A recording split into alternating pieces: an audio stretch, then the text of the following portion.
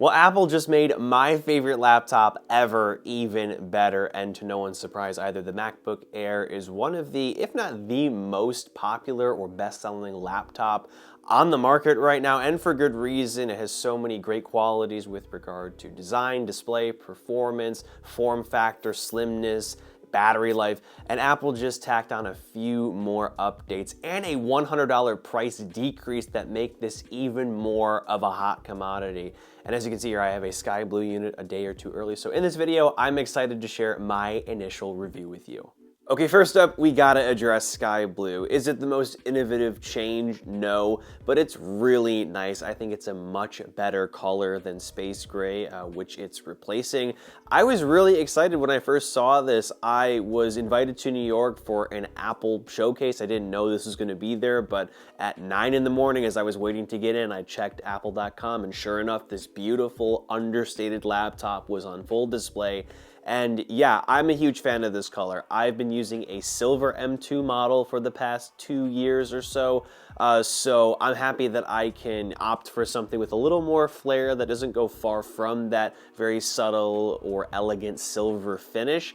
And yeah, it's just a great color to go for. I'm not a big fan of bold colors for or with devices that I want to keep for a long period of time. You can always slap on a third-party case or accessory or whatever, but for the base finish, yeah, I really do like this off silver theme that they're going with Starlight and obviously silver, and this new sky blue. Midnight is cool too if you want a darker shade or whatever, but yeah, I'm really happy with this new color. It's, again, really understated and gorgeous. There's also a new webcam going on here with the MacBook Air, a 12 megapixel center stage camera, which is really convenient because you don't necessarily have to angle your display lid to fit your face or whatever, because the camera literally tracks to your face and also follows you around the room. You can also do a desk view mode too if you've used that. It's okay, but it's definitely a cool feature, the fact that you can just sort of show someone what you're doing on your desk in a bit of a distorted view, but nonetheless a view,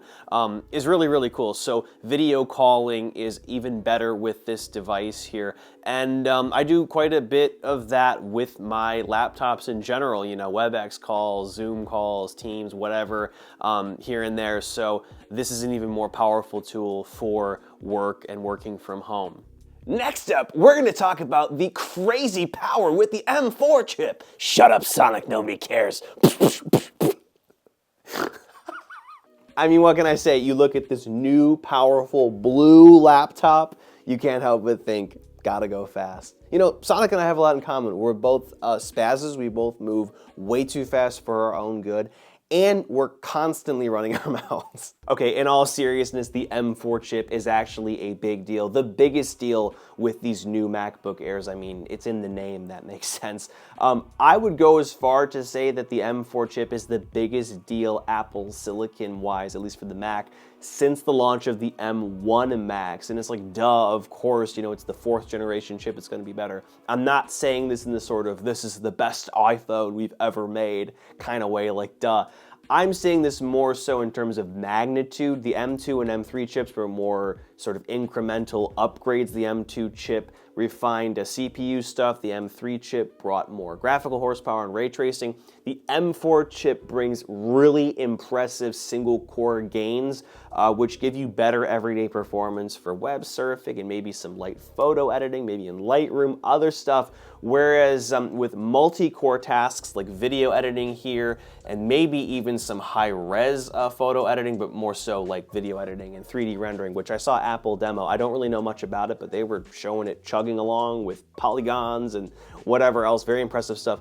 All of this to say, all of those really powerful, more powerful single cores come together to give you really crazy multi-core performance or scores, which rival the M3 Pro chip, which you used to have to pay $2 grand for just to get in the MacBook Pro. So you're getting M3 Pro level performance and a device that costs half as much with the 13-inch model that starts at $999 or the 15-inch model that starts at $1199. So, you know, they've sort of brought that performance down, not only to the Pro, which I've really been enjoying with this chip, and I've been able to throw a lot of my workflow at it, you know, like video editing, multiple streams of 4K, high-res photo editing with my Sony Alpha 1 50 megapixel files, but here it's the same story. Of course, minus a fan, minus a port, minus an SD card slot, so it's not perfectly ideal if you're that like MacBook Pro demographic, but I mean, it's doing what it's supposed to do. I could not have done this with an M1 MacBook Air or even an M2 MacBook Air, which I've been repping for a while.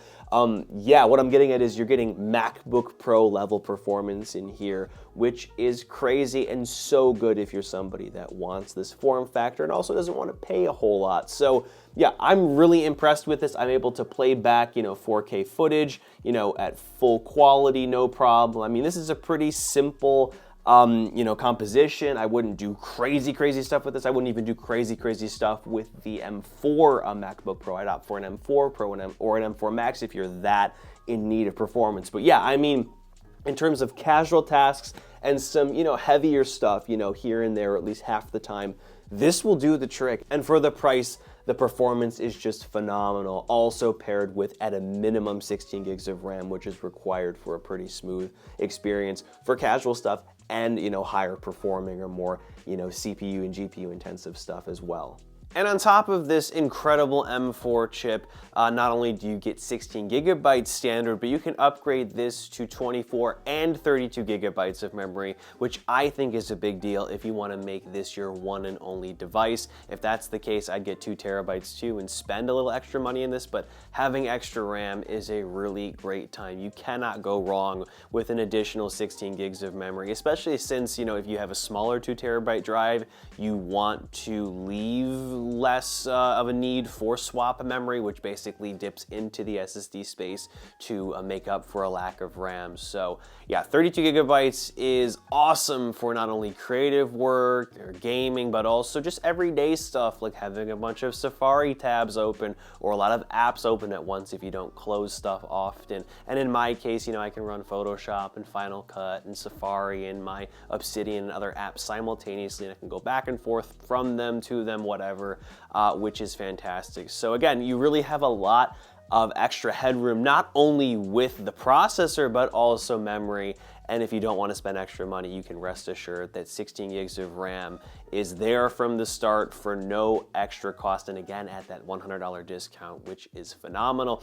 And speaking of discounts, you can get the last gen models for crazy prices. I mean, if I wasn't doing this for a living, I would be fine with my M2 model, which you can now get at least in the 13-inch variant with 16 gigs of RAM for $699 on Best Buy's website, and also a pretty good price on Apple's refurbished website and elsewhere. So if the M4 chip is not really your forte, you don't need it, you can still get a 16 gigabyte model, which is really important. 8 gigabytes is just not enough. All this to say, you can get a 16 gig model for an incredible price if you opt for an M3 or M2 model. Also a 15-inch model, which is normally more expensive. So if you want this form factor, but you don't need the performance, by all means look for a last-gen 15-inch model, again with 16 gigs of RAM. And maybe you can score an even higher capacity storage one too if performance is not as important to you. But yeah, not only do we get, a cheaper or less expensive new model, the old models, which are still incredible values themselves, have come down in price to refurbished and new. So keep your eyes peeled for incredible deals, and also pay attention to this laptop too, because it's also a great deal, especially considering that discount, which I'm still gonna keep mentioning throughout this video. Who's this girl? She's a girl and she's crying and she's disrupting my video. Oh. Oh, I love her. You need to get out, little girl. But anyway, to sum up my thoughts here and to wrap up this review video, I gotta say the MacBook Air has been a stellar product over the past few years. It was a cult hit when the M1 version came out, despite its legacy design and a few problems that cropped up later. The M2 model that followed it was even better with a redesign, followed by the 15-inch, which has been my favorite form factor of laptop since it came out in 2023. A M2 15-inch has been my personal go-to laptop for everything besides my niche creative work that I do.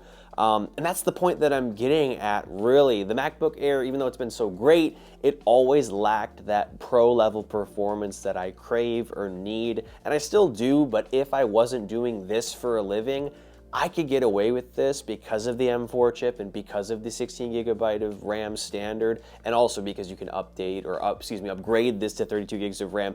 That is so exciting to me that I could technically do everything I need to do as a prosumer with this laptop without having to buy a MacBook Pro 14-inch, let alone a 16-inch, which is even more expensive. And keep in mind, this is also $100 cheaper than it was. So the M2 15-inch came out or started at $1299. This M4 model with 16 gigs of RAM starts at $1199. So it is a steal. It's also going to come down in price with discounts on Black Friday and when the next gen model comes out and yada yada. It is a fantastic value laptop that you cannot go wrong with, especially now, again, that it has pro-level performance minus, a fan and an extra USB-C port and SD card reader. But a lot of you don't need that, and you also gain this beautiful slim trim form factor too. So yeah, I cannot recommend this laptop enough. And that's all I got here for this initial review. Expect more content about this and also a long-term review as well. And as always, I'm Noah, and I will catch you all in the next one.